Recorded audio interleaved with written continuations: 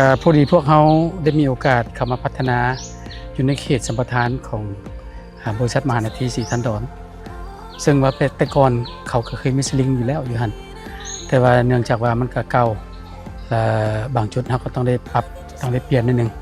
แล้วมอดปัจจุบันนี้ก็คือสลิงจาก6เซนแต่ก่อนเราตัดลงมาเหลือ5เซนเนาะเริ่มต้นจากตั้งแต่เขตฝากต้นหน้าลีผีฝากนี้จนไปหาแต่ละเกาะอยู่ในเขตน้ำตกตาดสุมพมิตรซิปไลน์หรือว่าสลิงเนาะอีก5เซนก็จะนำเสนออีกมุมมองหนึ่งที่ว่าพวกเราได้ขี่สลิงผ่านใกล้ที่สุดกับน้ำตกตาดลีผีที่โด่งดังหลายคนก็เห็นว่าน้ำลีผีนี่เป็นน้ำตกตาดที่อลังการ